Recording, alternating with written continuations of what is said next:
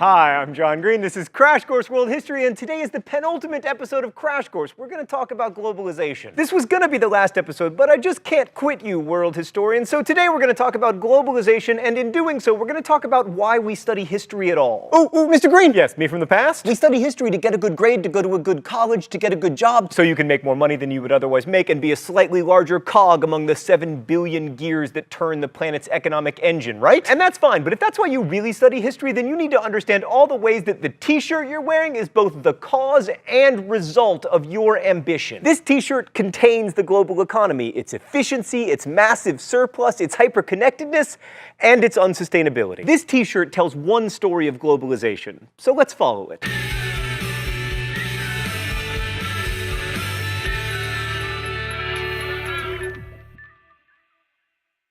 So globalization is a cultural phenomenon. It's reflected in contemporary artwork and population migration and linguistic changes, but we're going to focus, as we so often have during Crash Course, on trade. So the world today, as symbolized by our international felt melange, experiences widespread global economic interdependence. Now, of course, economic interdependence and the accompanying cultural borrowing are nothing new. You'll remember that we found trade documents from the Indus Valley civilization all the way in Mesopotamia. But for a few reasons, the scale of this trade has increased dramatically. 1. Multinational corporations have global reach and increasing power. 2. Travel and shipping are cheap and safe. It took about 2 months to cross the Atlantic in 1800. Today, it takes about 5 hours by plane and less than a week by ship. 3. Governments have decreased tariffs and regulations on international trade, leading to what is sometimes called, euphemistically, free trade. To which I say, if this trade is so free, how come BBC America is in the premium tier of my cable package? To understand the role that governments play in international trade, let's look again at this t-shirt. This t-shirt, like most t-shirts made in the world, contains 100% American cotton. And that's not because the US makes the best cotton or the most efficient cotton, it's because the US government subsidizes cotton production. And that's what makes this cotton cheaper than cotton of similar quality from Brazil or India. But in the last 30 years, the US's share of cotton exports has gone down as Brazil, India, and Africa's cotton exports go up. And that trend will likely continue as the US moves away from its expensive cotton subsidies. In fact, these days it's already possible to find t-shirts with Brazilian, Indian, or Ugandan cotton, or a mixture of cottons from all around the world. But because the American government doesn't subsidize industry in the way it does agricultural production, the actual spinning and weaving of the cotton takes place in lower wage countries: Mexico, Guatemala, Vietnam, China,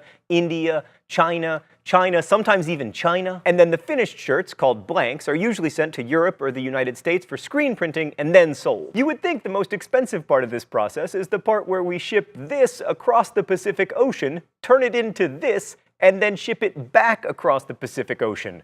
But you'd be wrong. Wholesale t-shirt blanks can cost as little as $3. The expense is in the printing, the retail side of things, and paying the designer at Thought Bubble who was tasked with the difficult job of creating a Mongol who is at once cute and terrifying. So contemporary global trade is pretty anarchic and unregulated, at least by international institutions and national governments. Much of this has to do with academic economists, mostly in the US and Europe, who have argued with great success that governmental regulation diminishes prosperity by limiting growth. Now, some nations in Latin America, the Caribbean, and Africa haven't been particularly keen to pursue free trade, but they've been bullied into it by larger economies with whom they desperately need to trade. So in the past 30 years, we've seen all these emerging markets lowering their tariffs, getting rid of regulation, and privatizing formerly state-run businesses. And they often do that to appease the International Monetary Fund, which offers low-interest loans to developing world economies with the motto, "many strings attached." Now, whether these decreased regulations have been a net positive for these developing world economies is a subject of much debate, and we will wade into it, but not until next week. First, we need to understand more about the nature of this trade. So you'll remember from the Industrial Revolution episode that industrial Western powers produced most of the manufactured goods, which were then sold in international markets. But you'll also remember that domestic consumption was extremely important. I mean, almost all early Model Ts were built by Americans and bought by Americans. But since the 1960s, and especially today, former non-industrialized parts of the world have been manufacturing consumer goods for domestic markets, yes, but primarily for foreign ones. This t-shirt, made in China and the Dominican Republic before being imported to Mexico and then to the United States, is a primary example of what I'm talking about, but so is the computer that you're watching me on. Your computer was probably manufactured in China, but with parts from all over the world, especially Taiwan, Japan, and South Korea. And this international manufacturing is always always finding like new markets too. Like Brazil, for instance, has a huge technology sector. They make iPads there, actually. Sorry, I'm trying to play Angry Birds. But what all these countries have in common is that while there is a domestic market for things like iPads and t-shirts, the foreign markets are much, much bigger. Oh, it's time for the open letter?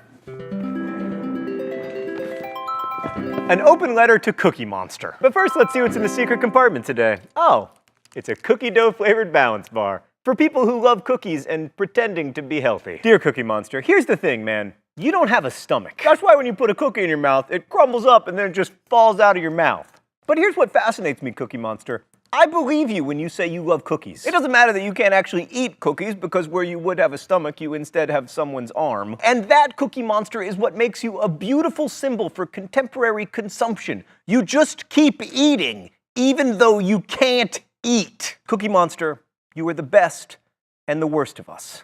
Best wishes, John Green. So although diehard Marxists might still resist this, by 2012 it's become pretty obvious that global capitalism has been good for a lot of people. It's certainly increased worldwide economic output, and while American auto workers may suffer job loss, moving manufacturing jobs from high-wage to lower-wage countries allows a greater number of people to live better than they did when the first and second worlds monopolized manufacturing. And while I don't want to conflate correlation and causation, some 600 million people have emerged from poverty in the last 30 years, at least according to the World Bank's definition of poverty, which is living on less than $1.25 a day. Americans can argue about whether absurdly inexpensive clothes, shoes, and televisions are worth the domestic economic and social dislocation, but for the Vietnamese worker stitching a pair of sneakers, that job represents an opportunity for a longer, healthier, and more secure life than she would have had if those shoes were made in the USA. But before we jump on the celebratory globalization bandwagon, let's acknowledge that this brave new world has some side effects. For instance, it maybe hasn't been so good for families, it definitely has not been good for the environment, and also there's a chance that globalization will spark like the end of the human species. But we're gonna talk about all that next week. For today, let's bring on the bandwagon and ride straight for the thought bubble. So these days, people move more than they ever have. 21% of people living in Canada were born somewhere else, as was an astonishing 69% of Kuwait's current population.